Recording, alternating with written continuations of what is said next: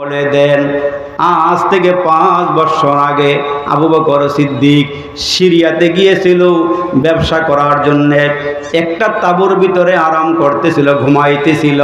ওই মুহূর্তে আবু বকর সিদ্দিক একটা স্বপ্ন দেখেছিল। ওই স্বপ্নটাই হইল আপনি নবীর নবুয়াতের দলিল। কয় বছর আগে? আল্লাহর নবী, রহমতের নবী, নবুয়াতের দাবিদার তখনও হয় নাই। আল্লাহ নবী, রহমতের নবী, সরকারে দু আলমের নবীর সাহেব আবু বকর স্বপ্ন দেখলো। স্বপ্ন দেখা ঘুম থেকে জাগ্রত হইয়া ইহুদি বড় পাদ্রির কাছে গিয়ে বলল, ও পাদ্রি, আমি একটা স্বপ্ন দেখেছি। কয় কি স্বপ্ন? আমি ঘুমের ঘরে দেখলাম আকাশের চন্দ্রটা ছিঁড়ে গেছি, সিরে খানায় কাবার উপরে পতিত হয়েছি, খানায় কাবার উপরে পড়ছি, খানায় কাবার উপরে পইরা ওই চন্দ্রটা টুকরা টুকরা হইয়া মক্কার ঘরে ঘরে পৌঁছতেছি। পাদ্রি ডাক দিয়া কয়, তোমার স্বপ্নের ব্যাখ্যা হইল অচিরে মক্কা নগরীতে একজন নবীর আগমন হইতেছি। ওই নবী কালিমার দাওয়াত দিবি, আর ওই কালিমার দাওয়াত মক্কার ঘরে ঘরে পৌঁছবি। আর নবীর হাতে প্রথমেই তুমি কালিমা পরে মুসলমান হইয়া তুমি 1 নম্বরে মুহাম্মাদের বন্ধু হয়ে যাইবা। আবু বকর সিদ্দিক কালিমা গ্রহণ করলেন। এবার দেখেন তার অবস্থাটা বুঝেন। আমরাও মুসলমান, তারাও মুসলমান, আমরাও আল্লাহর সৃষ্টি, তারাও আল্লাহর সৃষ্টি, কিন্তু মুসলমান হালত বুঝেন। আবু বকর সিদ্দিক কালিমা গ্রহণ কইরা নিজের সময়টারে ভাগ করলেন। কিছু সময় কালিমার দাওয়াত দেয়, কিছু সময় দোকানদারি করে, কিছু সময় নিজের জন্য রাখলেন। এখন দেখা যায় কালিমার দাওয়াত দিতে গিয়া, মানুষকে বুঝাইতে গিয়া বড় ভালো লাগে, বড় মজা লাগে, বড় স্বাদ লাগে। কাফের যখন কালমা পড়ে মুসলমান হয়ে যায় তখন বড় ভালো লাগে। ইমাম সাহেব বারবার মুসল্লিরে দাওয়াত দেয়, নামাজ যখন পড়ে না মনটা খারাপ হয়ে যায়। হঠাৎ করে তাকায় দেখে শীতের কনকনে বান্দা এসা ফজরের নামাজ পড়ে। হুজুর তারিখে জোরে ধরে, ভাই ভালোই হয়েছি, নামাজ পড়েন, মনটা বড় খুশি লাগে। আবু বকর সিদ্দিক কালিমার দাওয়াত দিতে গিয়ে মজা পেয়ে গেল। এখন দোকানদারিতে মন বসে না, নিজের সময়ের মধ্যে ভালো লাগে না, কালিমার দাওয়াত দিলেই ভালো লাগে। কালিমার দাওয়াত দিলি ভালো লাগে, আমরা দাওয়াত দেই না। আল্লাহ বড়, আল্লাহ বড়, এক আল্লাহর ইবাদত করো। আল্লাহ বড়, আল্লাহ বড়, এক আল্লাহর ইবাদত করো। 3 ফরজে গোসল করো, 4 ফরজে ওযু করো, 5 ওয়াক্ত নামাজ পড়ো, 6 সিফাতে বয়ান করো, 7 দোজখ ভয়ঙ্কর, 8 বেহেশত সোনার ঘর। যদি চাও বাঁচতে চলে যাও গাছতে, আসার আগে আজরাইল চলে যাও কাকরাইল। আর কইরো না ভঙ্গি, চলে যাও টঙ্গি। মুসলমান আমার নাম, দাওয়াত তবলিগ আমার কাম, তবলিগ আমার গাড়ি, পরকালে জান্নাত আমার বাড়ি। আল্লাহু আকবার, জোরে আওয়াজ করে বলেন আল্লাহু আকবার। তা আমরা দাওয়াত দেই, আবু বকর সিদ্দিক কালিমার দাওয়াত দেয়। এখন দেখা যায় সারা দিন খালি দাওয়াতের কাজেই ব্যস্ত থাকে। দোকানের মধ্যে তালা মেরে দিছি, শাটার বন্ধ হয়ে গেছি।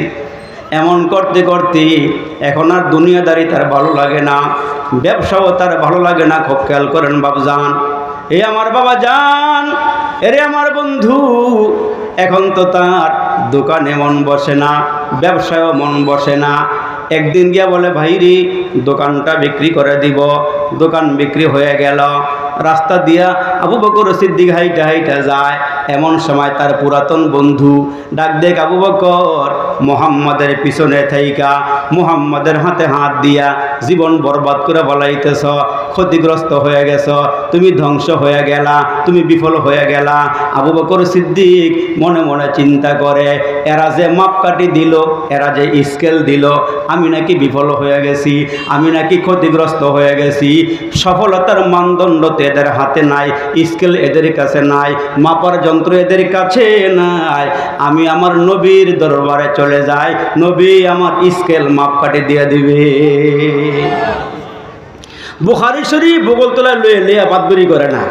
হুজুর যেহেতু আছে, হুজুরের একটু জিজ্ঞাসা করে নিজের যে মুফতি সাদার কোনো দরকার নাই, যেহেতু হুজুর বাইচা আছে, আলেম বাইচা আছে, আলেমরে জিজ্ঞাসা করেন। আরে আমার মুসলমান বাপজান শুনেন, আল্লাহ নবীর সাহাবী আবু বকর সিদ্দিক নবীর দরবারে চলে যায়, গিয়া হালাত খুইলা বললে, আমার নবী সান্ত্বনা দিবেন, নবীজি কিছু বলবেন। ইন্দিমে টাইমে শোনা যায় জিব্রাইল আগমন। সুবহানাল্লাহ। জিব্রাইল আসতেছে, আয়েশা ডাক দেয়, নবী গো, আপনার কাছে কোনো স্কেল এই মুহূর্তে নাই, মাপকাঠিও নয়, আল্লাহ মাপকাঠি দিয়ে একটা সূরা নাজিল করে দিয়েছে। সুবহানাল্লাহ কোন জোরে। ওগো আল্লাহর নবী, রহমতের নবী, আল্লাহ পাক স্কেল দিয়া সূরা নাজিল করেছেন। কোরআনের ভিতরে 4টা ছোট সূরা আছে। একটা সূরার নাম হলো সূরাতুল আসর, ওয়াল আসরি ইন্নাল ইনসানা লাফি খুসর। 2 নম্বরে সূরাতুন নসর, ইযা জাআ নাসরুল্লাহি ওয়াল ফাত। 3 নম্বরে সূরাতুল কাউসার, ইন্না আ'তাইনাকাল কাউসার। 4 নম্বরে সূরাতুল ইখলাস, কুল হুয়াল্লাহু আহাদ আল্লাহুস সামাদ। এই ছোট ছোট সূরা সূরাতুল আসর লইয়া জিবরাইল আমিন নবীজির সামনে এসে হাজির হয়ে গেছে। চিৎকার করে কন্না আল্লাহু আকবার। জিবরাইল এসে হাজির হয়ে বলেন, নবী গো, আবু বকর সিদ্দিকের মন খারাপ, কাফের রায়রা স্কেল দিছে, মাপ কাটে দিছে, আবু বকর সিদ্দিক নাকি ক্ষতিগ্রস্ত হয়ে গেছে। আল্লাহ সূরা নাজিল করে জানাই দিয়েছে, 4টা গুণ যার মধ্যে আছে সে ক্ষতিগ্রস্ত নয়, আর যার মধ্যে 4 গুণ নাই সে হইল ক্ষতিগ্রস্ত।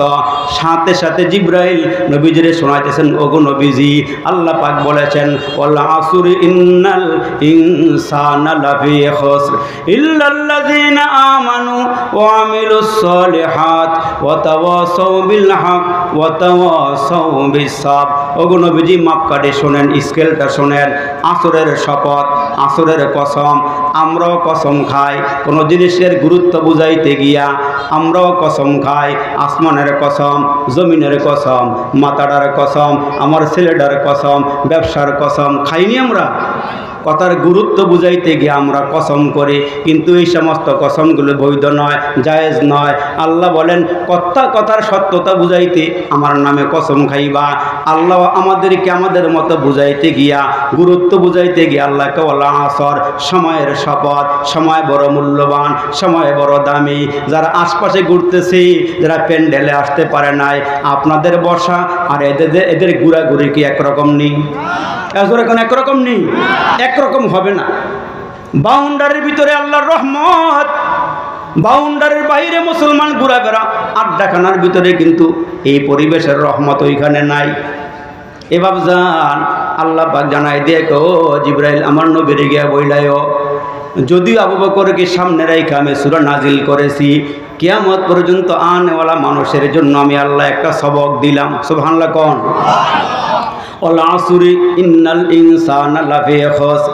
আল্লাহ কা দুনিয়ার সব মানুষ ক্ষতিগ্রস্ত, কিন্তু আল্লাহ আবার কিন্তু লাগাইছেন, ইল্লাল্লাযিনা, কিন্তু ওই সমস্ত মানুষ নয়, ইল্লাল্লাযিনা আমানু, যারা আল্লাহর উপর ঈমান আনে, ওয়া আমিলুস সালিহাত, যারা নেক আমল করে, ওয়া তাওয়াসাউ বিল হক, যারা মানুষকে হকের দিকে ডাকে, ওয়া তাওয়াসাউ বিস সাবর, হার কাজের মধ্যে যেই বান্দা সবুর করে। দুনিয়ার বাহাদুরি, যার টাকা বেশি আছে তার বিলাসিতাও বেশি। কি কোন আপনারা? যার টাকা বেশি তার বিলাসিতাও বেশি, কিন্তু পরকালে যার নেকি বেশি হবে তার বিলাসিতা বেশি হবে। এখন আমরা কই, আমরার জীবন বড় সফল, নামাজ পড়ি আর না পড়ি, রোজা রাখি আর না রাখি, আলেমদের সাথে মহাব্বত রাখি না রাখি, হুজুর বুকে থাপড়ে কইব, হুজুর নামাজ পড়ি আর না পড়ি ইমান শক্ত আছে। ঠিক নেই, ঠিক নেই, জোরে কর, ঠিক নেই। নামাজের দাঁড়ে না, হকের কোনো কথা নাই, হক চলাফেরাও নাই, চাপার ধরে আমরা বলি হুজুর নামাজ পড়ি আর না পড়ি ইমানটা শক্ত আছে। কিন্তু আল্লাহ ডাক দিয়ে ইল্লাল্লাযিনা আমানু, যারা ঈমান আনে। এরে মুসলমান, এক দেশ থেকে আরেক দেশে যাবেন, ওইখানে যাইতে হলে পাসপোর্ট লাগে, আবার ভিসাও লাগে। তাহলে ওই দেশের সরকার তারে সাদরে গ্রহণ করে। আর যদি ভিসাও নাই, পাসপোর্টও নাই, ঢুকতেও দিবে না। আমরার মুরব্বীরা কয় ঈমান নামক পাসপোর্ট দিয়া ভিসা, ঈমান আমল নামক ভিসা লইয়া কবরে আইসো, তাইলে কবরও তোমার সাথে ভালো মুআমালা করা হবে। হ্যাঁ মুসলমান বাপজানেরা আমার, এই জন্য আল্লাহ ডাক দিয়া কয়, মানুষ তোমাদেরকে জানায়া দেই, আমি আল্লাহ তোমাদেরকে বলে দিলাম, ইহকালের সব পাইছ, পরকালের কিছুই পাও নাই, দুনিয়ার সব পেয়েছ কিন্তু আল্লাহ পাও নাই, তাইলে তুমি কোনো কিছুই পাও নাই। আল্লাহ পাক বলতেছেন বান্দা অনার্থক বানাই নাই, ও কারণে বানাই নাই, নিষ্প্রয়োজনে বানাই নাই। যদি আল্লাহরে জিজ্ঞেস করি আল্লাহ কি জন্য বানাইছেন, তখন আল্লাহ আমরারে বলে ওমা খলাকতুল জিন্না ওয়াল ইনসা ইল্লা লিয়াবুদুন, তোমরারে বানাইছি আমার বন্দেগী করার লাইগা, তোমরা আমার গোলামি করবা। নিজের চক্ষু দিয়ে নিজের কপাল দেখা যায় না, ওই কপালের মালিক আল্লাহরও দেখা যায় না। এই জন্য আল্লাহ বলেন বান্দা আমি তোমার কাছে সেজদা চাই, তোমার জবান থেকে আমার ডাক্কা চাই। তোমার বাচ্চা তোমার আব্বাকে ডাক দিলে কলিজা শীতল হয়ে যায়, গড়ে গিয়া মারে মাকে ডাক দিলে প্রাণ ঠান্ডা হয়ে যায়। আল্লাহ বলেন হাজারো রকমের সৃষ্টি দুনিয়াতে আছে, আসমানও আছে, জমিনও আছে, সাগরে নগরে পাহাড়ে পর্বতে কোনা চিপা চাপায় অনেক জায়গাতে আল্লাহর সৃষ্টি আছে। কিন্তু আল্লাহ বলেন ওই সৃষ্টির ডাকটা আমার ভালো লাগে না। আমি আল্লাহ 24টা ঘন্টা তোমরা আশরাফুল মাখলুকের জিব্বার দিকে তাকাই, তোমরা আমাকে একবার আল্লাহকে ডাক দিলে আমি মাওলার কুদরতে দিলটাও ঠান্ডা হয়ে যায়। সুবহানাল্লাহ সুবহানাল্লাহ। মুসলমান বাপজানেরা আমার, এজন্য আমি আপনাদের সামনে কোরআনের আয়াত তেলাওয়াত করেছি। আল্লাহ বলেন লাকাদ মান্নাল্লাহু আলাল মুমিনিনা ইয বাআসা ফীহিম রাসূলাম মিনহুম, ও মুমিন তোমাদের জন্য আমি আল্লাহ একজন রসুল বানাইয়া, তোমাদের মধ্য থেকে একজন রসুল বানাইয়া, রসুল পাঠাইয়া আমি আল্লাহ তোমাদের জন্য কল্যাণ করেছি। মানুষ নবী না হইয়া যদি ফেরেশতা নবী হইতো, আমরা লেগে ভালো হইতো না খারাপ হইতো? খারাপ হইতো। কেন? ফেরেশতার খাওয়া নাই, দাওয়া নাই, ঘুম নাই, নিদ্রা নাই, বিবি নাই, বাচ্চা নাই, এরা বিবির কদরও বুঝতো না, বাচ্চার কদরও বুঝে না, ব্যবসার কদরও বুঝে না, চাকরির কদরও বুঝে না। এখন যদি ফেরেশতা নবী হইতো তাহলে ফেরেশতা এসে বলতো আগামীকালকে বঙ্গোপসাগরের মাঝখানে প্যান্ডেল তৈরি করা হয়েছে, ওইখানে আমি তোমাদেরকে নিয়ে বক্তব্য দিব। হাসার এলাকার মানুষ বলেন তো ওই সাগরের মাঝখানে গিয়া ফেরেশতার নিকট থেকে বয়ান শোনা আমাদের জন্য কষ্ট হইতো না ভালো হইতো? কষ্ট হইতো। এজন্য আল্লাহকে মানুষ নবী বানাইয়া, মানুষ নবী পাঠাইয়া আমি আল্লাহ তোমাদের জন্য কল্যাণ করেছি, তোমাদের জন্য মঙ্গল করেছি। আমরা নবীকে আল্লাহ ডাক দেয় নবী গো আপনার 4 কাজ। কয় কাজ? ও নবী আপনার 4 কাজ।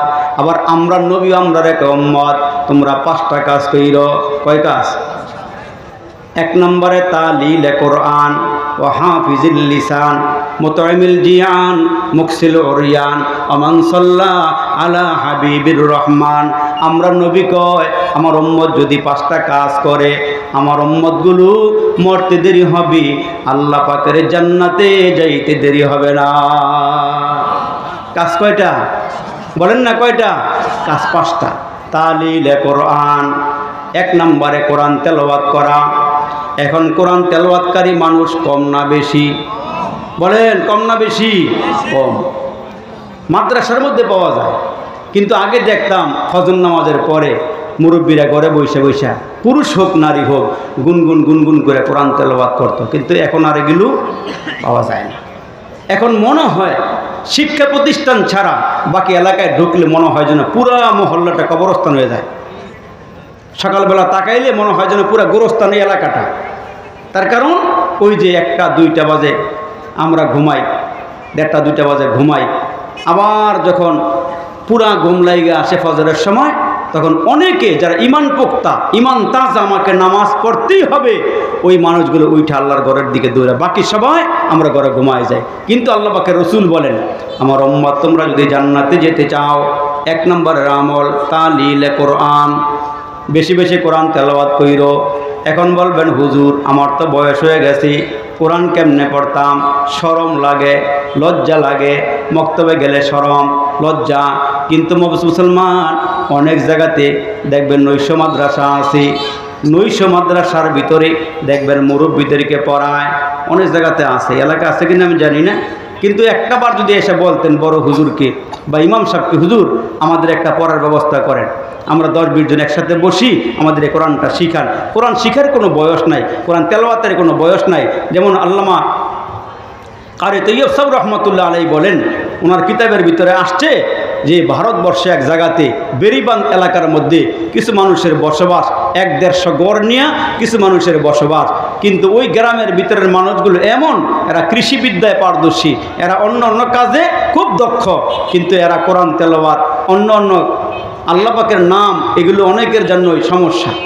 এখন কি করছে, ওই এলাকার মধ্যে এক মুরব্বী মারা গেছে। মুরব্বীটা তার গুণ ছিল ভালো, সে ক্ষেত খামারে কাজ করত। আজান হয়ে গেলে ক্ষেতের আইলের উপরে মসল্লা বিছাইয়া, গামছা বিছাইয়া অক্তমতো নামাজগুলো পড়ে দিত। আবার যখন রাতে ঘরে ফিরত, তখন ঘুমাইবার আগে আগে আল্লাহর কোরআনটা তাকের থেকে নামাইতো।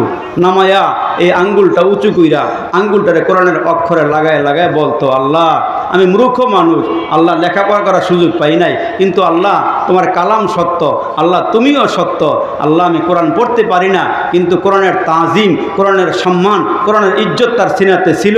মুসলমান বাপজান, ওই কোরআনটা আঙ্গুল দিয়ে ঘুরাইয়া ঘুরাইয়া ঘুরাইয়া ঘুরাইয়া সে প্রতি রাত এই আমলগুলো করে করে ঘুমায়। একদিন আল্লাহর এই বান্দা মারা গেছে, তার নিয়ে যখন জানাজা পড়াবে, ইমাম সাহেব তো নাই, ইমাম সাহেব চলে গেছে। এখন তার জানাজা কে পড়াইব? জানাজা পড়াইবার, গোসল দিবার, কাফন পরাইবার কোনো লোক নাই। আল্লামা কারি তৈয়ব সাহেব রহমতুল্লাহ আলাইহি লিখেন যে ওই মুহূর্তে কয়েকজন মানুষ সড়কের ওপরে গিয়া দাঁড়ায় আছে, কোনো মানুষ পাওয়া যায় কিনা, জানাজা পড়াইতে পারে, গোসল করাইতে পারে এমন একজন লোক খুঁজে পাওয়া যায় কিনা। তখন বেরিবান্ধের ওপরে কিছু লোক দাঁড়ায় থাকলে হঠাৎ করে তাকায় দেখে, মাশাল্লাহ তবলিগি মানুষ, দিনে পরিবেশে আছে, মুখে দাঁড়িয়ে আছে, মাথায় টুপি আছে, জামা একখান গায়ে দিয়া লোকটা রাস্তা দিয়ে হেঁটে হেঁটে যাচ্ছেন। এমন সময় ওই গ্রামের বেরিবান্ধের ওপরে যে লোকগুলো দাঁড়ায় আছে বলতেছে, ভাই আমরা একটা অসুবিধায় পড়ছি, আমরা একটা ঝামেলায় পড়ছি, আমরা মুশকিলের মধ্যে পড়ে গেছি। কি হয়েছে ভাই? আমার এখানে একটা মুরব্বী মারা গেছে, তার গোসল দেওয়ার কোনো লোক নাই, কাফন পরাইয়া জানাজা করব এই লোকও নাই। তখন এই লোকটার মায়া হয়েছি, দয়া হয়েছে, বলে ভাই আমি আলেম না, তবে আলেমদের সান্নিধ্যে থাইকা এখন আমি মুর্দা ব্যক্তি গোসল দিবার পারি, কাফনও পরাইতে পারি, নামাজও পড়াইতে পারি। সুবহানাল্লাহ, নামাজ দিয়ে পড়, এই কাজটুকু আমি পারি।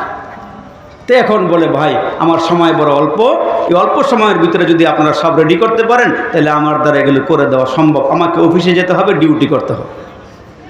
এখন এলাকার মানুষ বলতেছে, ভাই আমাদের সব কিছুই রেডি আছে, খালি আপনি গেলেই হয়। দেখো, আরে তৈয়ব সাহেব রহমতুল্লাহ আলাইহি লিখেন, এই মূর্খ মানুষটা কোরআন প্রেমিক ছিল, আল্লাহর প্রিয় বান্দা ছিল। এখন তারে গোসল করাইয়া, কাফন পরাইয়া যখন কবরে নিয়ে নামাইছে, কবরে যখন নামাইছে, যে লোকটা জানাজা পড়াইলো, এই লোকটা অফিসিয়ালভাবে অফিসে চাকরি করে, তার পকেটে ছিল আইডেন্টি কার্ড। আল্লাহ একটা কুদরত দেখাইব মানুষকে, একটা কেরামত প্রকাশ পাবে। এখন তাকায় দেখতেছে তার পকেট থেকে একটা কার্ড, যেখান দিকে এই লোকটা কবরে নামছে ওখানেই পড়ে গেছে। এখন লোকটা আর ওই মুহূর্তে তার চেতন ছিল না যে আমার কার্ডটা পকেটে আছে, পড়ে গেছে, এই খেয়ালও তার নাই। কিন্তু লোকটা যখন বাপজান অফিসে ঢুকবে, সবার আইডেন্টি কার্ড চেক করে করে ভিতরে ঢুকাইতেছে। এই লোকটা পকেটে হাত দিয়ে দেখে তার পকেটে আইডেন্টি কার্ডটা নাই। তখন সে চিন্তায় পড়ে গেল, কিরে অফিসে ঢুকবারও পারুম না, এটা তাহলে কী পড়লাম আমি, কি হইল? তখন অনেকক্ষণ চিন্তা করার পরে বলতেছে, ভাই আমার কার্ডটা মনে হয় আমি যে কবরে নামছিলাম, উপর হয়ে যখন লাশটা নামাইছি, আমার মনে হয় ওই সময় আমার আইডেন্টি কার্ডটা কবরে পড়ে গেছে। আবার ভ্যাক করছে, এলাকাবাসীর কাছে গিয়ে বলে, ভাই তোমাদেরকে আমার সাথে একটু যাইতে হবে, এই কবরটা খনন করে আমার কাঠটা উঠাইতে হবে। এখন সবার নিয়ে যখন গেছে, কবরের কাছে গিয়ে যখন কবরটার মাটি কিছু সরাইছে, এখন যারাই গেছে দেখতেছে কবরটার ভিতরে এমন তো অন্ধকার থাকে, কিন্তু মনে হইতেছে কবরটা আলোকিত হয়ে আছে, আর কবরের ভিতর থেকে সুঘ্রাণ বের হইতেছে। বলেন জোরে আওয়াজ দিয়ে কোন সুবহানাল্লাহ, সুবহানাল্লাহ। আরে তৈয়ব সাহেব লেখেন, নেককার বক্তারকে আজরাইল কেমনে চিনে? যে লোকটা নামাজি, দিনদার, ইমানদার, তখন মালাকুল মউত আজরাইল তার মাথার উপরে নাকটা লাগাইয়া একটা শ্বাস টান দেয়। শ্বাস টান দিলেই তার ভিতর থেকে নামাজের গ্রান বের হয়ে আসে, রোজার গ্রান বের হয়ে আসে, নেক আমলের গ্রান বের হয়ে আসে। আর যে লোকটা সিগারেট বিড়িলে অভ্যাস, আঞ্জা দিয়ে গাঞ্জা, বাবা খোর, নামাজ করে খবর নাই, নাক লাগাইলে বুঝা ফেলায়, ভিতর থেকে খালি গাঞ্জার গন্ধ হয়। কি এর গন্ধ হয়? দুর্গন্ধ হয়। এই লোক নামাজি ছিল না, বদকার ছিল, খারাপ লোক ছিল। এখন তারা যখন কবরে ডাবাইছে, এখন সবার ভিতরে একটা সন্দিহান, কিরে আমরা কবরে নামলাম, মাটি খনন করলাম, ভিতর থেকে এত সুন্দর গ্রান, এত সুন্দর গ্রান মাটি কবরের ভিতর থেকে। সবাই চিন্তায় পড়ে গেল, লোকটা কি আমল নিয়ে কবরে আসছি, তার কবরের ভিতর থেকে এত সুন্দর গ্রান কেন আসি? ওই কয়েকজন লোক মিলে ওই লোকটার বাড়িতে গেল। বাড়িতে গিয়া খোঁজ খবর নিয়ে জানতে পারলো এই লোকটা ক্ষেতের আইলের উপরে ওয়াক্ত মতো নামাজ পড়ে। আর এই লোকটা রাতের বেলায় ঈশা আল্লাহর কোরআনকে বলে, আল্লাহ তুমি সত্য, তোমার কালাম সত্য। এই আমল নিয়ে কবরে গেছি। আমার আল্লাহ কোরআনের তাজিম করার কারণে, কোরআনকে ইজ্জত করার কারণে, কোরআনকে সম্মান করার কারণে আল্লাহ এই লোকটার কবরকে নরের দ্বারা মুনাব্বার বানাইয়া দিছি। এই হাজী সাহেব হজ করে আসছে মাত্র, হজ করে আইসা তার দিলটা বড় নরম। আল্লাহর ঘর দেখে আসছে, কাবা ঘর দেখে আসছে, নবী রওজা দেখে আসছে। আইসেই নিয়ত করছে জাগ্গা পিছনে যা হওয়ার হয়েছে যদি আল্লাহ আমারে মাফ করে দেয়, এখন থেকে পাক্কা নিয়ত করছে আমি ডেলি একজন করে মুসাফির খাওয়াবো। সুবহানাল্লাহ কর। কি খাওয়াইবো? মুসাফির খাওয়াবো। তা বাড়ির সামনে চেয়ার নিয়ে বসে রয়েছে। হঠাৎ করে তাকায় দেখে এই হাসারা মাদ্রাসার একজন কোরআনের হাফেজ, মাদ্রাসায় ভর্তি হয়ে লেখাপড়া করে, এমন একটা ছেলে টিফিন বক্স নিয়ে রাস্তা দিয়ে হেঁটে হেঁটে যায়। হাজী সাহেব ডাক দিছে, বাবা এদিকে আসো। বাড়ি কই, ঘর কই? কে আমার বাড়ি অনেক দূর। এখন কই যাও? আমি লজিং বাড়িতে যাই, জায়গের বাড়ির থেকে খানা আনতে যাই। হাজী সাহেব ডাক দিয়ে বলে, ভাই গো আমি অনেকক্ষণ ধরে চিন্তার মধ্যে আছি, আমি একটা মুসাফির তালাশ করি, আমি এখনও খানা খাই নাই, তোমার লই আমার ঘরে যাইবার চাই, আমার ঘরে গিয়ে আমার সাথে খানা খাইবা। ছেলেটাই ডাক দিয়ে কেন আমার সময় নাই, আমি লজিং বাড়িতে যাব, আমার লজিং বাড়িতে যাওয়া লাগবে, জায়গির বাড়িতে যাওয়া লাগবে। হাজী সাহেব তার এমন করে ধরছে, কয় না না না আজকে যাইবার পারবা না, আমার সাথেই খানা খাইতে হবে। হাজী সাহেব ছেলেটাকে মাদ্রাসার ছেলেকে ঘরে নিয়ে গেছে, দস্তরখান বিছাইয়া ছেলেকে নিয়ে খানা খাইতেছি। খানা খাওয়াইয়া সম্মানের সাথে বিদায় দিয়া দিল। রাতের বেলা হাজী সাহেব ঘরে ঘুমায় আছি, ঘুমের ঘরে তাকায়া দেখে এই হাজী সাহেবের মরণ হয়ে গেছি, তার মৃত্যু হয়ে গেছি। ছেলেরা তারে গোসল দিয়া কাফন পরাইয়া খাটিয়ার মধ্যে শোয়াইয়া জানাজা পড়াইয়া গোরস্থানে নিয়ে গেছি।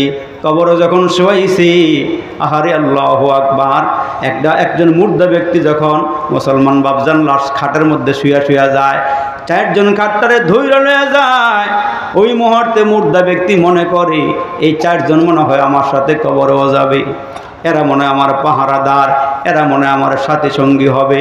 কিন্তু যখন কবরের কিনারায় গিয়া খাটটা নিচে নামাইয়া দুইজন নিচে নামে আর দুইজন উপরের থেকে লাশটা যখন নিচের দিকে দেয়, তখন মুর্দা ব্যক্তি চিন্তা করে এই দুইজন মনে হয় আমার সাথে কবরে থাকবে, বাকি দুইজন যেহেতু উপরে আর মনে হয় যাবে না। লাশটারে কবরের ভিতরে শোয়াইয়া, কলিজার টুকরা যুবক, লাশটা কবরের মধ্যে নামাইয়া শোয়াইয়া যখন ওই দুইজন উইঠা পড়ে, তখন মুর্দা ব্যক্তি কান্না করে আর বলে, হারি আসি একা যাব একা, সঙ্গে নিব কি? সঙ্গে নিব দুটো নাম, আল্লাহ আর নবী। মাটি হতে জন্ম নিলাম, মাটিতে মরণ, মাটি হতে উঠতে হবে রাখিও শরণ। এ দুনিয়া মিশে বলে ভাই শুধু আসার খেলা ঘর, চোখ বুঝলে দেখবি রে মন কে আপন কে বাপর। এ দুনিয়া মিশে বলে ভাই শুধু আসার খেলা ঘর, চোখ বুঝিলে দেখবি রে মন কে আপন কে বাপর। কোথা থেকে আগমন, কোথা যেতে হবে, কে আনিল কি কারণে জানা নাই ভবি। ওরে ভোলা মন তাতে নিমগন, মরণে স্মরণ কর, পলে পলে তোর ফুরিয়ে চায়ও, এখনো না হল ডর। এ আমার মুসলমান বাপজান, হাজী সাহেব যখন কবরে শোয়াইয়া সবাই বাড়িতে চলে আসছি, হঠাৎ করে হাজী সাহেব কবরে শুইয়া ওপরের দিকে তাকায় দেখে কবরের ওপরে যত মাটি দেওয়া হয়েছিল, এই মাটির ওপরে মশারির ছিদ্রের মতো পুরাটা কবর ওপরের দিক দিয়ে ছিদ্র ছিদ্র হয়ে গেছি। হাজী সাহেব আতঙ্কিত হয়ে গেছে, কিরে আমি দেখতেছি কবরের নিচে শুয়ে, আমি দেখি ওপরের সবগুলো মাটি ছিদ্র ছিদ্র হয়ে গেছি, আর ওপরের দিক থেকে আগুন নিচের দিকে নামতেছে। মনে হইতেছে ওই ছিদ্র দিয়া দিয়া আগুনগুলো কবরে ঢুকবি। হাজী সাহেব ঘুমের ঘরে স্বপ্নে জড়সড় হয়ে কান্না শুরু করে দিয়ে বলে, আল্লাহ এই আগুনগুলো যদি আমার কবরে ঢুকি আমারে জ্বালায়া পড়ায়া শেষ করে দিবে। আমার হায়াতের জীবনে যদি কোনো নেক আমল থাকে আল্লাহ গো ওই নেক আমলের উসিলা দিয়া তুমি আমারে মাফ করে দাও। আল্লাহ তুমি আগুনগুলো সরাইয়া দাও। এইবার হাজী সাহেব যখন ঘুমের ঘরে হাউমা করে কান্না শুরু করে দিল, হঠাৎ করে তাকায় দেখি উপরের দিক থেকে এক ঝাঁক মৌমাছি নিচের দিকে নামতেছি আর মৌমাছির পাখা দিয়া বাইরাইয়া আগুনগুলো সরাইতেছি।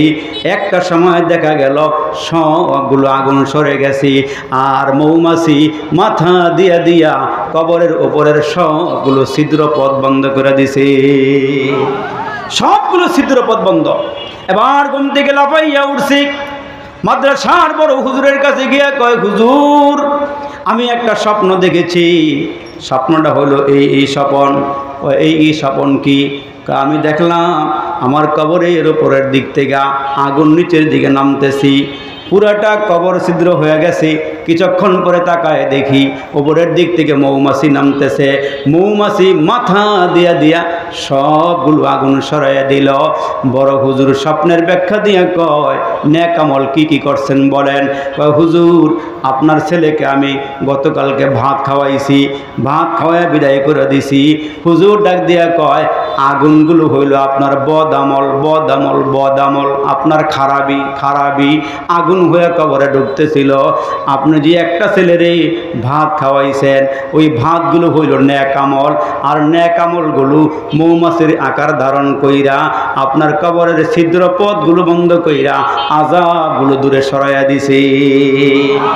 এজন্য আল্লাহ কয়, ইন্নাল্লাযীনা আমানু ওয়া আমিলুস সলিহাত, যারা ঈমান আনবে আর নেক আমল করবে, যারা ঈমান আনবে নেক আমল করবে। আল্লাহ পাকের রাসূল বলেন, এক নম্বরে কোরআন তেলাওয়াত করা, এক নম্বরে কি আমল? এক নম্বরে কোরআন তেলাওয়াত। এই কোরআন তেলাওয়াত করলে লাভ কি, ফায়দা কি, উপকার কি? কয় কোরআন তেলাওয়াত করলে লাভ হইল তুমি মারা যাওয়ার পরে যখন তোমার কবরে শোয়া দেওয়া হবে, যা আল কোরআন ইনদার আসিহি, কয় কোরআনটা তোমার মাথার কিনারে এসে তোমার পাহারাদার হয়ে যাবে। সুবহানাল্লাহ, আলহামদুলিল্লাহ, আল্লাহু আকবার, লা ইলাহা ইল্লাল্লাহ। এই তাসবিহগুলো পড়ো, তাসবিহগুলো তোমার কবরের ভিতরে কাজে আসবে। কয় সুবহানাল্লাহ, ডান দিকের পাহারাদার হয়ে যাবে। আলহামদুলিল্লাহ, বাম দিকের পাহারাদার হয়ে যাবে। আল্লাহু আকবার, এই আমলটা তোমার উপরের পাহারাদার হয়ে যাবে। লা ইলাহা ইল্লাল্লাহ, সামনের দিকের পাহারাদার হয়ে যাবে। মাঝে মাঝে ইস্তেগফার পড়ছো, আস্তাগফিরুল্লাহ, তো এই আমলগুলো তোমার কবরের পিছন দিকে পাহারাদার হয়ে যাবে। যে দিক দিয়ে তোমার আযাব দেওয়ার জন্য আসবে ওই দিক দিয়া তারা বলবে এদিক দিয়ে আইসো না, এদিক দিয়ে ঢুইকো না। বান্দার নেক আমল সাথে আসি, তারে আল্লাহর জান্নাতে পৌঁছাইবার আগ পর্যন্ত আমরা তার কবরে পাহারাদার হিসাবে আছি। এই জন্য রাসূল কয়, এক নম্বরে কোরআন তেলাওয়াত করা, এক নম্বরে কি আমল? কোরআন তেলাওয়াত করা। দুই নম্বর শুনেন, ওয়া হাফিজুল লিসান, যারা জবানটার হেফাজত করে। কিসের হেফাজত? জবান। আনিল্লাহ বিমরিদুন, যারা নিজের জবানকে হেফাজত করে, লোভ্য কথা কয় না, অহেতুক কথা কয় না, অনার্থক কথা কয় না। আসি না দোকানে বৈশা কোনো কাজ কাম নাই, একটা লোকের ধৈরা ভাই করতে গাইছেন, বাড়ি কই, ঘর কই, কি কাজ করেন, সকালে কি দিয়ে খাইছেন, দুপুরে কি রান্না করব, এক মাস আগে কী করছিলেন, এগুলো লোভ্য কথা, এগুলো অহেতুক কথা। তো আল্লাহ পাকের রাসূল বলেন, যারা নিজের জবানকে হেফাজত করে, একটা খুশখবরি আছে, সেটা হলো রাসূল বলেন, মাইয়াজমাল্লি মা বাইনা লিহিয়াইহি ওয়া মা বাইনা রিজলাইহি আজমাল্লাহুল জান্নাহ। আল্লাহর নবী কয়, আমার উম্মত যদি দুইটা জিনিসের গ্যারান্টি দেয়, কয় জিনিসের গ্যারান্টি? দুইটা জিনিসের গ্যারান্টি আমার উম্মত যদি দেয়, আমি রাসূলের জিম্মাদারিতে ওই উম্মতগুলোকে আল্লাহ পাকের জান্নাতে পৌঁছায় দেব। সুবহানাল্লাহ, সুবহানাল্লাহ। কয় জিনিসের গ্যারান্টি? দুই জিনিসের। তার মধ্যে এক নম্বর হচ্ছে জবানের হেফাজত যারা করবে, জবানের হেফাজত। মান সাকাতা নাজা, যারা চুপ থাকে এরা নাজাত পেয়ে যায়, অহেতুক বর্বর করে না। দুই নম্বরে আমা বাইনা রিজলাইহি, যারা দুই রানের মাঝখানে লজ্জাস্থানের হেফাজত করে, অবৈধ পন্থায় জিনা করে না, ব্যভিচার করে না, লজ্জাস্থানের হেফাজত করে। আমরা রাসূল কয়, ওই উম্মত যদি মারা যায়, আমি আমার জিম্মাদারিতে ওই উম্মতগুলোকে আল্লাহ পাকের জান্নাতে পৌঁছাই দেব। সুবহানাল্লাহ, সুবহানাল্লাহ। তিন নম্বরে আল্লাহ রাসূল বলেন, ওয়ামুতইমিল জিআন, যারা ক্ষুধার্ত মানুষকে খানা খাওয়ায়, এতিম মিসকিনকে খানা খাওয়ায়। ক্ষুধার্ত মানুষ গিয়ে বলে, ভাই আমার একটা বনরুটি খাওয়ান, ও ভাই আমার এক প্লেট ভাত খাওয়ান, ভাই আমি ক্ষুধার্ত আছি, পরিবারের মধ্যে কোনো খাবার দাবার নাই। আপনার যদি সক্ষমতা থাকে তাহলে আপনি হাত বাড়াইয়া দিয়ে বলেন, ভাই আসো, তোমারে খানা খাওয়াইয়া দেই, তোমারে পেট ভরে খানা খাওয়াইয়া দেই। আমরা নবী কয় যারা এই কাজগুলো করে, গরিব রে অসহায় রে খানা খাওয়ায়, ক্ষুধার্ত মানুষকে খানা খাওয়ায়, এতিমরে খানা খাওয়ায়, অস্ত্র মুসলমান ভাইরা গরিব অসহায় মানুষ হাত বাড়াইলে ফিরাইয়া দেয় না। রসুল কয় 3 নম্বরে এই গুণটা যার মধ্যে আছে ওই ব্যক্তিকে আল্লাহ পাকের জান্নাতের মেহমান বানাইয়া দিবে। 4 নম্বর, এই যে একটা শীত আসতেছে, অমুকসিল ওরিয়ান। আমরা নবী কয় বস্ত্রহীন মানুষ গিয়া বলে, ভাই আমার শীতের কাপড় নাই, আমার একটা শীতের কাপড় কিনা দেন। যদি আপনার সামর্থ্য থাকে এই লোকটার একটা শীতের কাপড় কিনে দিলেন। গিয়া বলল, ভাই লজ্জাস্থান ঢাকার আমার কোনো লুঙ্গি নাই, একটা লুঙ্গি কিনে দাও। ও ভাই আমার একটা জামা নাই, আমার একটা জামা কিনে দাও। যদি এই লোকটা আপনার কাছে অসহায় হয়ে আসে, রসুল ডাক দিয়া কয় বস্ত্রহীনকে যারা বস্ত্র দান করলো, কাপড়বিহীন মানুষকে যারা কাপড় দান করলো, এই 4 নম্বরের গুণ যার মধ্যে থাকবে ওই লোকটা মরে যাওয়ার পরে আল্লাহ পাক তারেও জান্নাতের মেহমান বানাইয়া দিবে। 5 নম্বর, এই আমলটা ভালো করে খেয়াল করেন। আমরা নবী ডাক দিয়ে বলেন, ওমান সাল্লা আলা হাবিবির রহমান। 5 নম্বরের গুণ, আমার উম্মত যদি বেশি বেশি আমার উপরে দুরূদ শরীফ পড়ে। কোন আমল? বলেন কি আমল? দুরূদ শরীফ। বড় দুরূদ পড়তে পারলেন না, ছোট ছোট দুরূদ। দোকানে বসে আছেন, রাস্তাঘাটে চলতেছেন, সাল্লাল্লাহু আলাইহি ওয়াসাল্লাম, সাল্লাল্লাহু আলাইহি ওয়াসাল্লাম, সাল্লাল্লাহু আলাইহি ওয়াসাল্লাম।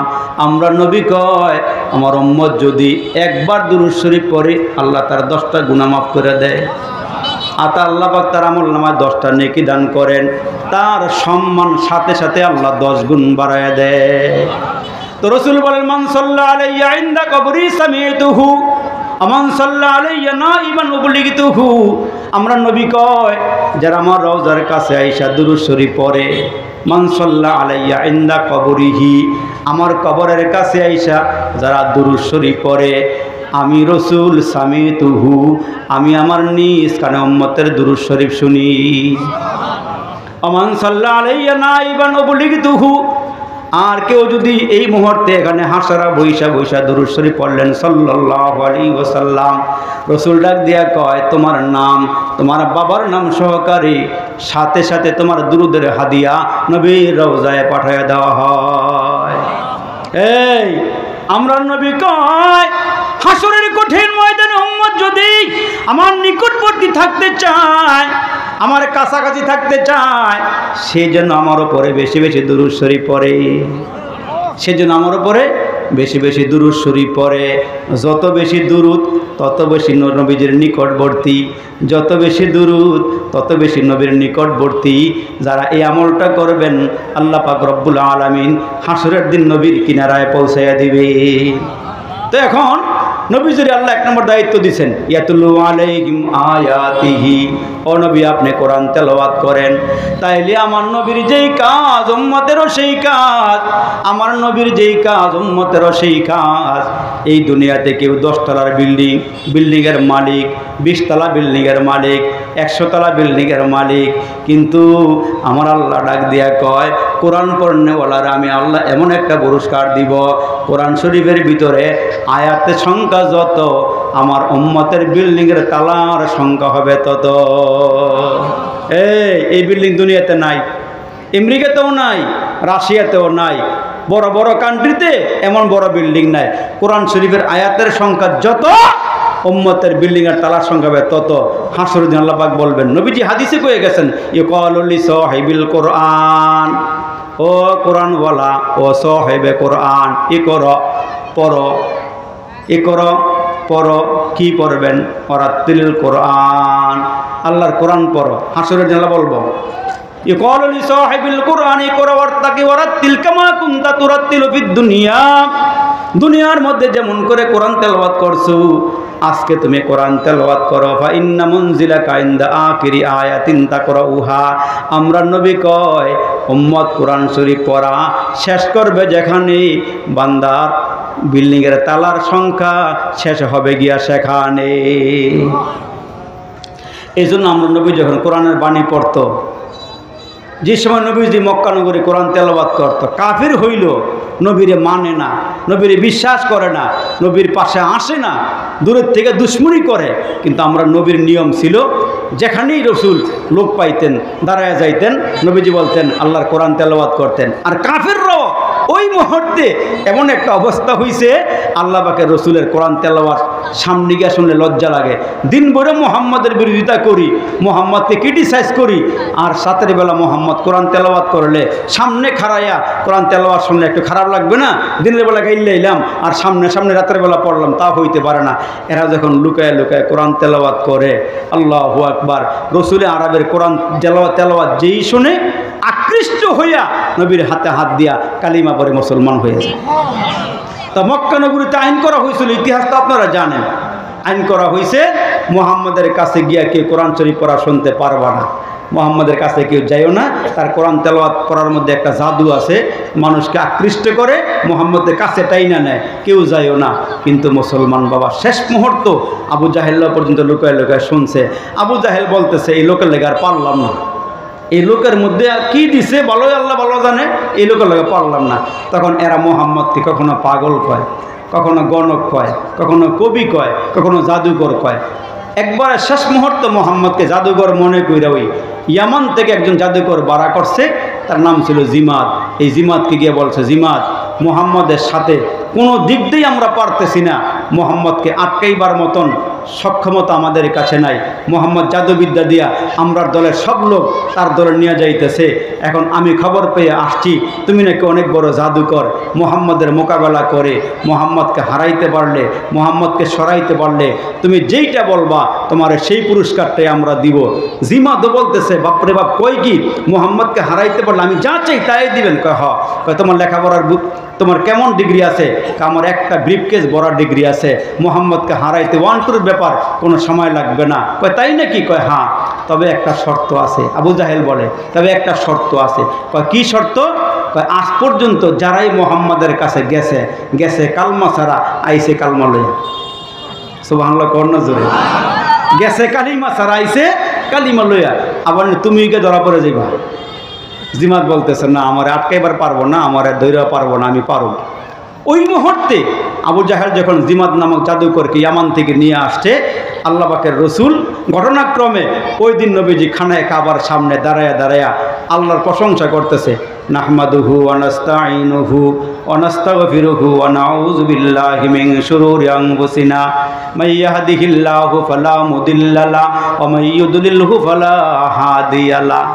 যখন পরে আর জিমাদ দূরের থেকে নজর করছে, একবার আকাশের দিকে তাকায়, আরেকবার মোহাম্মদ নবীর দিকে তাকায়।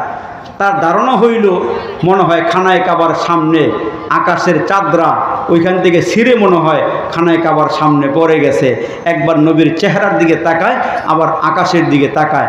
তাকাইয়া সে কম্প্রোমাইজ করতে পারতেছে না, এটা কি চাঁদ নাকি এটা মোহাম্মদ নবী? জোরে কোন সুবহানাল্লাহ। যত কাছাকাছি আসে মনে হয় যেন চেহারার নূর আরো বিকশিত হইতেছে। কাছাকাছি আইসা নবীজির তেলাওয়াত শুনতেছে, জিমাত একদম ব্রেক দিয়া দাঁড়ায় গেছে। নবীজি মুহাম্মদ সাল্লাল্লাহু আলাইহি ওয়াসাল্লাম, জিমাত একটা নতুন মানুষ, এই এলাকার মানুষ না, দূর থেকে আসছে।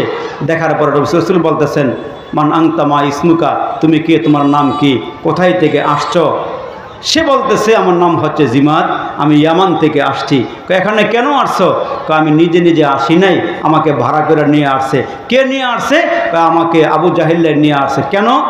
আপনি নাকি জাদুকর, এই জাদুগিরি আপনি দেখান, মানুষকে আকৃষ্ট করেন, আপনার মোকাবেলা করার জন্য আসছি। তবে আপনি আমাকে দেখার সাথে সাথে কি জানি তেলাওয়াত করতেছিলেন, বন্ধ করে বলাইছেন কেন? আমাকে আরেকবার তেলাওয়াত করে একটু শোনান, আপনি কি পড়তেছিলেন? আরেকটু জোরে কর সুবহানাল্লাহ, আমরা একটু তেলাওয়াত করে শোনান। তা আমরা নবী যখন আল্লাহর কালামের তেলাওয়াত করা শুরু করছে, জিমাদ নবীজির দিকে এমন নজর দিয়ে তাকাইছে, চোখের পলক বাড়ি মারে না, এদিক সেদিক মাথা ঘুরাইও না।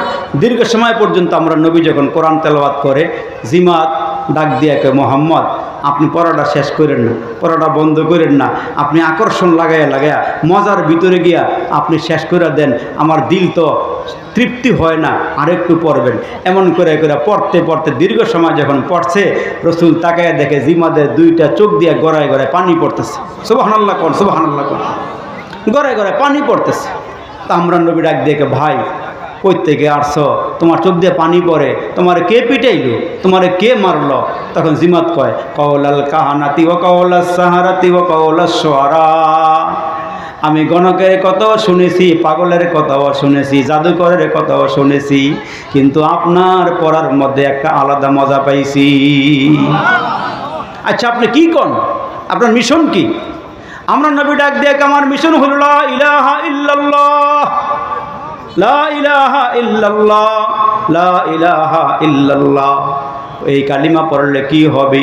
কয় কালিমা পড়ে মুসলমান হয়ে গেলে আল্লাহ পাক রব্বে কারিম ইন্নাল ইসলাম ইয়াহদিমু মা কানা ক্বাবলাহু, তুমি মুসলমান হও নাই, মুসলমান হওয়ার আগে যত অপরাধ করছো, এই কালিমাটা পড়ার সঙ্গে সঙ্গে আল্লাহ তোমার সব গুনাহ মাফ করে দিব, তোমার সব গুনাহ মাফ হয়ে যাবে। আর শুধু মাফ হবে না, আল্লাহ সঙ্গে সঙ্গে জানায় দেয়া বলেন, উলাইকা ইউবাদদিলুল্লাহু সাইয়্যাতিহিম হাসানাত। ও নবী আপনি বলে দেন, 70 বছর 80 বছর যা গুনাহ করছি, এই বান্দা যদি তওবা করি, আল্লাহ পাক রব্বুল আলামিন তওবার মাধ্যমে তার সব গুনাহ মাফ করে দিব। এজন্য আমরা নবীকে আল্লাহ ডাক দেয়া কই, হাবিব আপনাকে 1 নম্বর দায়িত্ব দেওয়া হইল, আপনি আল্লাহর কোরআন তেলাওয়াত করবেন। ওগো নবীজি আপনার কোরআন তেলাওয়াত করে করে শোনাইবেন। এটা ছিল আমার নবীর অভ্যাস, কোরআন তেলাওয়াত করা, কোরআন পড়া। এই জন্য নবীও কয়, মান করা হরফাম মিন কিতাবিল্লাহ ফালাহু বিহি হাসানা ওয়াল হাসানাতু বিআশরি আমসালিহা লা কুলু আলিফ লাম মিম হরফুন বাল আলিফ হরফুন ওয়া লাম হরফুন ওয়া মিম হরফুন। আমার উম্মত যদি নামাজের বাহিরে হাঁটা চলায়, উঠা বসায় আল্লাহর কোরআন তেলাওয়াত করে, এক একটা হরফের বিনিময়ে আল্লাহ তার আমলনামায় 10টা নেকি দান করে। এজন্য আমরা নবী ডাক দিয়ে, আলী একটা কাজ কইরো। কি কাজ? রাত্রে ঘুমাইতে যখন যাও, ওই সময় তুমি 1 কোরআন খতম করে ঘুমায়ো। সুবহানাল্লাহ, 1 কোরআন খতম করে ঘুমায়ো। আমার নবীর সাহাবী আলী ডাক দিয়ে, আল্লাহর নবী গো, এত লম্বা টাইম কোথায় পাবো? আমি যদি 1 কোরআন খতম করে ঘুমাই, ও নবী এত সময় পাবো কেমনে? নবী মুস্কি হাসি দিয়ে কয়, আলী রে তুমি একটা কাজ কইরো, রাতের বেলা ঘুমাইবার আগে আগে আল্লাহর কোরআন থেকে তুমি সূরা ইখলাস 3 বার করে পড়ো। কুল হুয়াল্লাহু আহাদ আল্লাহুস সামাদ লাম ইয়ালিদ ওয়া লাম ইউলাদ ওয়া লাম ইয়াকুল লাহু কুফুয়ান আহাদ। 3 বার তেলাওয়াত কইরো, আল্লাহ পাক তোমার আমলনামায় 1 কোরআন খতম করার সওয়াব দান করবে। আমল শুরু করে দেন, আল্লাহ পাক কাজে বরকত দান করবে। নবীজি মসজিদে ঢুকছে, ঢুকা গিয়ে দেখ কোনারের মধ্যে এক সাহাবী বসে বসে পড়তেছেন, কুল হুয়াল্লাহু আহাদ কুল হুয়াল্লাহু আহাদ কুল হুয়াল্লাহু আহাদ আল্লাহুস সামাদ লাম ইয়ালিদ ওয়া লাম ইউলাদ ওয়া লাম ইয়াকুল লাহু কুফুয়ান আহাদ। নবী ডাক দেখে, এদিকে আসো। আমি যতক্ষণ এখানে বসা, ততক্ষণ খালি দেখলাম তুমি কুল হুয়াল্লাহর সূরা পড়ো, কারবারটা শুরু করছো, আর কোনো সূরা পারো না, সূরা কি মুখস্থ নাই, একটা সূরা বারবার তেলাওয়াত করো। সাহাবী ডাক দিয়ে, কেন বিগো এই সূরাটারে আমি মহব্বত করি, সূরাটারে আমি মহব্বত করি। আমার নবী ডাক দিয়ে কই, সাহাবী শুনো, তুমি এই সূরারে মহব্বত করো, তোমার এই সূরাটা আল্লাহ পাকের জান্নাতে পৌঁছাইয়া দিব, তোমার আল্লাহ পাকের জান্নাতে পৌঁছাইয়া দিব। আমরা নবী মসজিদে বসা, এমন সময় নবীর সাহাবী আবু যর সামনে দিয়ে হাইটা যায়। জিবরাইল আমিন ডাক দিয়ে, আল্লাহর নবী গো, ওই যে আপনার সাহাবী যায়। কয় কোন সাহাবী? কয় আবু যর গিফারি। সুবহানাল্লাহ। নবী ডাক দিয়ে, আবু যরকে তুমি কেমনে চিনো? সে তো একজন মানুষ, সে সাহাবী, আমরা তারে চিনি, সে জমিনে বসবাস করে, তুমি তাকে আসমানে, তুমি কেমনে আবু যররে চিনো? কয় নবী গো, আমি একা আবু যররে চিনি না, আসমানের সব ফেরেশতা আবু যররে চিনে, আসমানের সব ফেরেশতা আবু যররে চিনে। কয় কারণ? কয় তার মধ্যে 2টা গুণ। কয় কি কি গুণ? কয় তার মধ্যে 1 নম্বর গুণ হইল সে শুধু কুল হুয়াল্লাহর সূরা পড়ে, কুল হুয়াল্লাহর সূরা পড়ে, আর 2 নম্বরে সে নিজে ছোট মনে করে। নিজের নিজে সে ছোট মনে করে আর আমার আল্লাহর কোরআন দিকে সূরা ইখলাস তেলাওয়াত করে। আল্লাহ নবী রহমতের নবী তবুকের যুদ্ধের ময়দানে যাবেন ২৮,০০০ সাহাবী, আর ওদিক দিয়া কাফেররা হলো ৪০,০০০, সাহাবীরা হলো ২৮,০০০। আমরা নবী কয় তবুকের যুদ্ধে কাফেরদের সাথে যুদ্ধ হবে। হযরতে আলীকে ডাক দেখে, আলী তুমি যাও একটা পর্যবেক্ষণ করে দেখে আসো ওই জায়গাতে কয়জন কাফের আসছে, এরা তাবু গাড়ছে কেমনে। হযরতে আলী বলেন আমি গেলাম দেখার জন্য, তবুকের যুদ্ধের ময়দানে গিয়ে দেখি ৫,০০০ কাফের তাবু গাইরা অপেক্ষা করতেছে আমরা কোন সময় যাই। নবীজি আলীর কাছ থেকে সব যাই না শুই না, এবার ২৮,০০০ সাহাবী নিয়ে তবুকের যুদ্ধের ময়দানে রওনা দিয়েছি। কাছাকাছি যাওয়ার পরে কাফেররা যখন সংবাদ পাইছে আমরা নবী ২৮,০০০ সাহাবী নিয়ে আসতেছে, কাফেররা তাবু গাড়ছিল, তাবুগুলো লইয়া তারা যার যার জায়গায় চলে গেছে, একজনও তাবুকের আশেপাশে নাই। নবীজি ২৮,০০০ সাহাবী নিয়া ওইখানে অবস্থান করলেন। রাসূল বললেন ও সাহাবীরা চতুর্দিকে ঘুরে ঘুরে দেখো কাফেররা আছে না পলায়ন করছে। সাহাবীরা গিয়ে দেখেন একজনও নাই, সব চলে গেছে। আমার নবীর অভ্যাস ছিল যুদ্ধ হোক বা না হোক ৩ দিন পর্যন্ত সেখানে অবস্থান করতেন। আল্লাহ নবী কয়েকজন সাহাবী নিয়ে পাহাড়ের উপরে উঠলেন আর বললেন দেখো পাহাড়ের চিপায় চাপায় কাফেররা পলায়ন করছে কিনা। রাসূল যখন পাহাড়ের উপরে উঠছেন উইঠা গিয়ে দেখেন একজন কাফেরও নাই, সব পলায়ন করছেন। কিন্তু আল্লাহ নবী তাকায় দেখেন ওই জায়গাটা পুরা অন্ধকার হয়ে আছে। আল্লাহ পাকের রাসূল যখন দেখলেন আকাশটা মেঘাচ্ছন্ন হয়ে গেছে, অন্ধকার অন্ধকার দেখা যায়, ওই পাহাড়ের উপরে জিবরাইল আমিন নবীজির কাছে আসছে। রাসূল মনে করছেন সূর্যগ্রহণ লাগছে। নবী ডাক দিয়ে কয় সাহাবীরা রে সূর্যগ্রহণ লাগলে 2 রাকাত করে নামাজ পড়া লাগে, তোমরা নামাজ পড়ো। ইন্দিমে টাইমে জিবরাইল আমিন নবীজির সামনে এসে হাজির হয়ে গেছে। রাসূল ডাক দিয়ে ও জিবরাইল এখন কি সূর্যগ্রহণ লাগছে নি? জিবরাইল ডাক দিয়ে আল্লাহ নবী গো না সূর্যগ্রহণ লাগে নাই। কয় তাইলে সূর্যের আলো দেখা যায় না কেন, চতুর্দিকে অন্ধকার কেন? কয় আল্লাহ নবী গো আপনার একজন সাহাবী মারা গেছে, নাম হলো মুয়াবিয়া ইবনে মুয়াবিয়া, তার জানাজা পড়ার জন্য ৭০,০০০ ফেরেশতা আসমান থেকে নেমে আসছে। ওই ৭০,০০০ ফেরেশতার কারণে আকাশটা মেঘাচ্ছন্ন হয়ে আছে, আকাশটা অন্ধকার হয়ে আছে। কয় কারণটা কি? কয় রাসূল গো এইখান থেকে অনেক দূরে আপনার সাহাবীর লাশ, তার নাম হলো মুয়াবিয়া ইবনে মুয়াবিয়া। আল্লাহু আকবার। রাসূলকে জিবরাইল ডাক দিয়ে কয় নবী গো জানাজা আপনাকেই পড়াইতে হবে। রাসূল ডাক দিয়া কয় লাশ কই আর আমি কই, কেমনে পড়াবো? কয় আমি পাখা দিয়ে বাড়ি দিব। জিবরাইল আমিনকে আল্লাহ ৬০০ পাখা দিয়েছিলেন। একটা পাখা দিয়ে বাড়ি দিয়া উপরের দিকে নিচে নামতেন, আর একটা পাখা দিয়ে বাড়ি দিয়ে উপরে উঠতেন। 2টা ডানায় কাজ করে, বাকি আরো অনেকগুলো ডানাই তো আছে। জিবরাইল ডাক দিয়ে আল্লাহ নবী আমি একটা পাক বাড়ি দিয়া আমি জমিনকে সংকুচিত করে দিব, লাশটা আপনার সামনে চলে আসবে, জানাজা পড়াইবেন, ৭০,০০০ ফেরেশতা আপনার সঙ্গে থাকবে। আল্লাহ পাকের রাসূল ডাক দিয়া কয় তার সম্মান এত বেশি কেন, তার ইজ্জত এত বেশি কেন, কি হইছে বলো? কয় কারণ হইল আপনার এই সাহাবীর মধ্যে একটা গুণ, সেই গুণ হইল সে শুধু কালে কুল হু আল্লাহর সূরা বেশি করে পাঠ করে। এই বসে রয়েছি পড়েন না, কুল হু আল্লাহু আহাদ আল্লাহুস সামাদ লাম ইয়ালিদ ওয়া লাম ইউলাদ ওয়া লাম ইয়াকুল লাহু কুফুয়ান আহাদ। আমি সংক্ষিপ্ত আকারে যে আলোচনা করছি, আল্লাহ যেন আমরারে আমল করার তৌফিক দান করেন, আল্লাহ যেন আমরা ক্ষমা করে দেয়। হাসারা মাদ্রাসাকে কবুল করেন। ধারাবাহিকভাবে ওলামায়ে কেরাম আসবেন, আপনারা বয়ান